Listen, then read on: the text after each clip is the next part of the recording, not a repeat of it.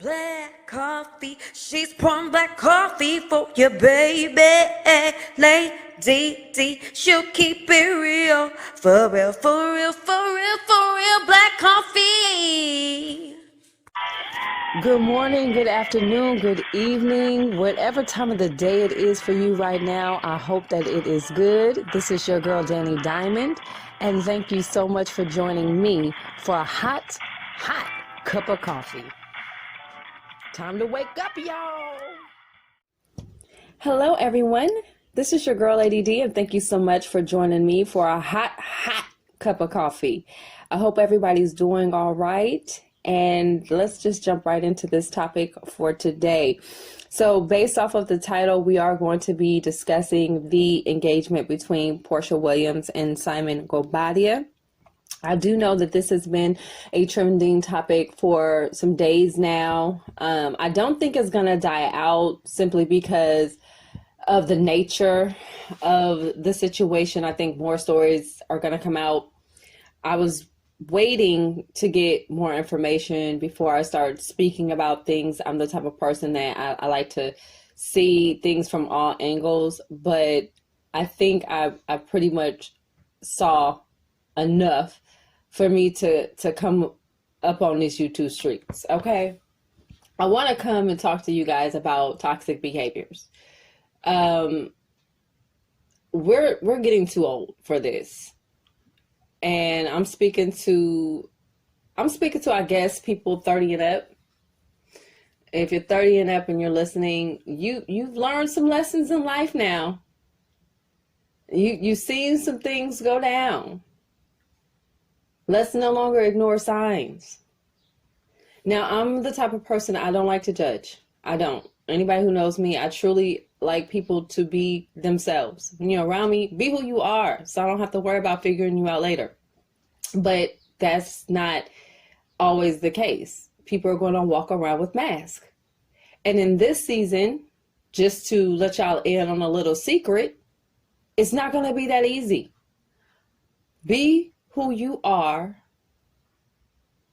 and who you are, be that. Because in this season, what your heart looks like is what you're going to look like. Let me just say it like that. And I guess I want to come on just to conversate with, I guess, the ladies. I'm not a feminist. I'm not coming on here to male bash.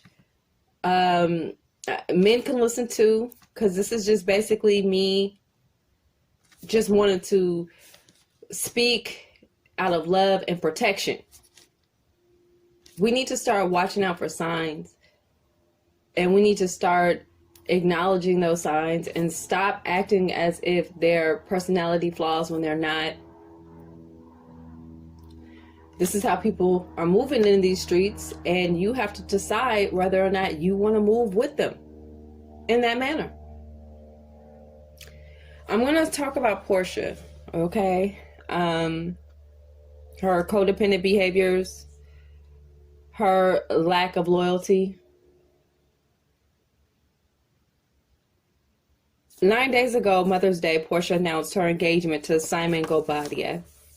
As we all know, he is the soon-to-be ex-husband of her fellow castmate from the Real Housewives of Atlanta, Fallon Guobadia, who was introduced to us as Porsha's friend. Now, Porsha has came out and said that they weren't friends. Other people have stated, and I mean other people like Nene Leakes and other people who have done reality TV shows have stated that reality TV will match you up with a person, and you and that person may not have a previous relationship with each other. You guys may not have been acquainted with each other, but you guys are paired up for the show. And I get that, because I do understand that reality television is not reality TV. It is scripted. We've learned that over the years. That's understandable that they were not close friends. But it does not dismiss the fact that Porsha did, in fact, give this woman a Judas kiss. You can't break bread with a person and betray them. It's wrong. And anybody with moral ethics would say that it is wrong.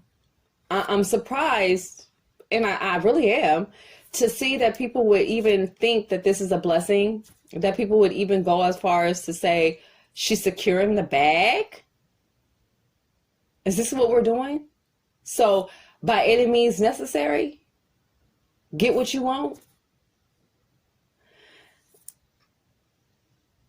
With the situation at hand, Porsha has shown no remorse. She has shown that there's nothing wrong with this. They're in love after 30 days. We're too old for that. Can I say that? 30 days? That you don't fall in love. 30 days, y'all might be ready to kiss. How about that? Marriage is a grown-up choice. It's an adult situation. You don't get in it to get out. You get in it to stay.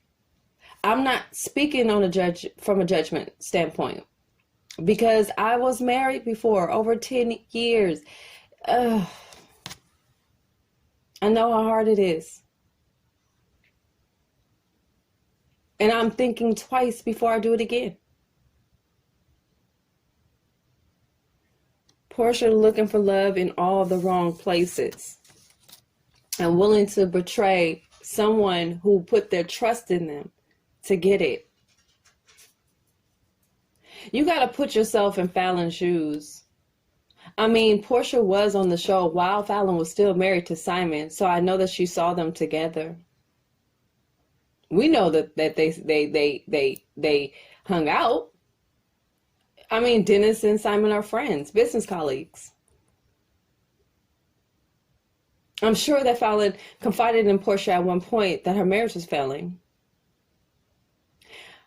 Not knowing that Porsha was also speaking to her husband, her soon-to-be ex-husband, in regards to their marriage, and listening to his side. Probably stroking his ego in the process. I'm just speculating at this point. That arm bump that they gave each other when they first met, Porsha and Simon. Now looking at it, telltale signs of something else that was going on. They couldn't even make eye contact. And I'm so disgusted when I look at that clip, because there he is sitting in the background, looking gross and perverse, watching these women play in a pool, knowing he has a dirty secret.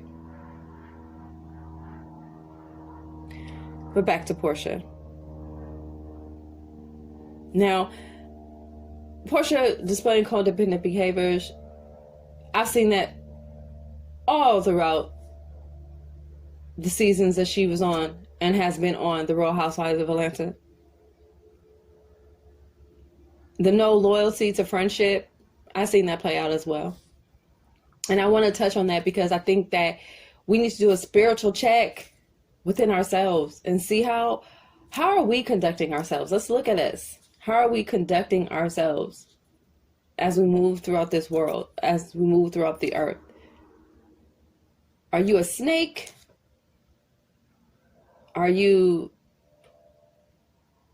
a person that walks with integrity?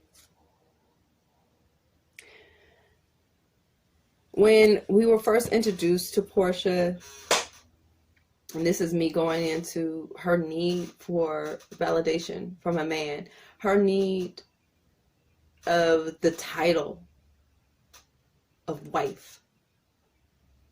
I saw that with her and Cordell. I saw that she was trying to be the great wife that she felt he needed.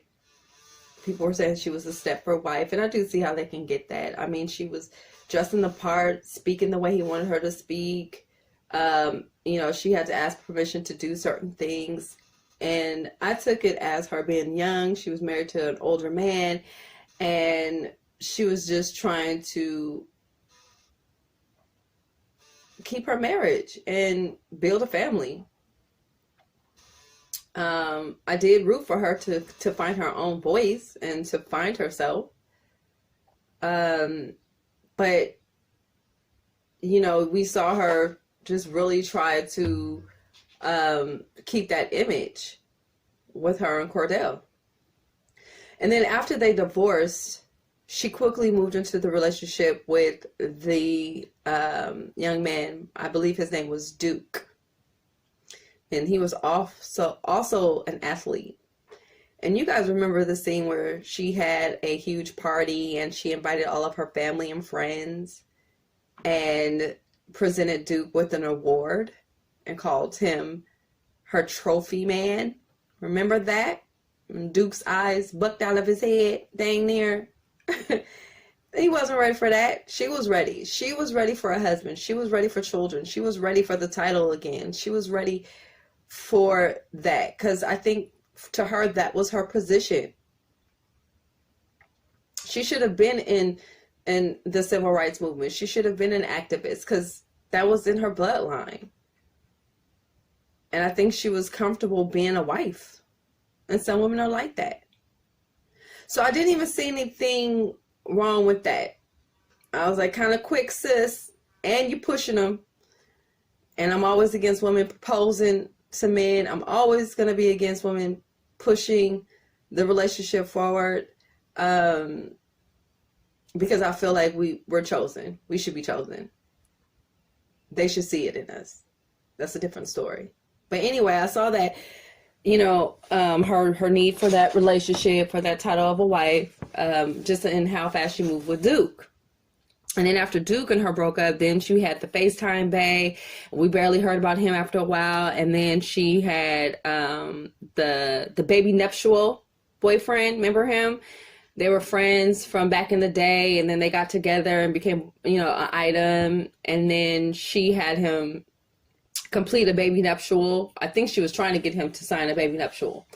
And that was for giggles. You know, we laughed at that. But seriously, when I think about it now, I'm like, wait, why did he get the baby nuptial and you weren't trying to have him wife you up? Could it have been that he was cute enough to make a baby with, but didn't have enough money to be your husband? And you were like, biological clock is ticking. I got to make some moves, but you ain't got that money that I need. So we ain't going to be an item, but I'll have a baby with you. That's not a wise choice. So they break up, and we see her come out as the Queen of Thoughtland. She gave herself the title, right? So she's flirting, she's dating, Porsha is free. And then Claudia, on the Real Housewives of Atlanta reunion, when she was a part of the show, she hit us with Porsha dating an African who got her a car, and the African's married. Porsha never denied the allegations. Rewatch the clip. She never denied the allegations. She deflected. She gaslit. She diverted the conversation. Never one time did she deny the allegation of her being with the married men. Now, seeing her as a friend, I see her in her friendships. You know, Kandi, Phaedra, and Porsha, all three friends, right? Why would you believe Phaedra over Kandi? Was it because Phaedra had the lifestyle that you wanted? Was it because Phaedra said that she was a woman of God? Her heart didn't always show that. Now, none of us are perfect, but she did show herself to be a liar. Kandi never did. Kandi always spoke her truths. Always. You can't take that from her. I've never seen Kandi not speak her truth. I would lean towards being friends with Kandi more than Phaedra, because Kandi kept her truth, unlike Phaedra. But you sided with Kandi, threw her all but under the bus, while Phaedra let the bus roll right over you. That whole argument, I just recently rewatched that clip of the whole argument. Her argument, can't even get my words out. I'm trying not to get irritated. But I watched that whole argument play out between Candy and Phaedra and Porsha. Phaedra sat there while these two are having a heated argument over horrific allegations being made by Phaedra against Candy. And Phaedra sat there and let these two go at it. Did not one time intervene. And even at the reunion, she did not intervene until she was caught. It was no way for her to backpedal other than throw it on some imaginary person and say, it was told to me by someone else. And if I was Porsha, at that point, I would start looking at myself and saying, how did I miss that? How did I miss that she, she's not a woman of her word? I'm talking about Phaedra. But Porsha was also displaying her colors as far as friendship goes when it came to Shamia.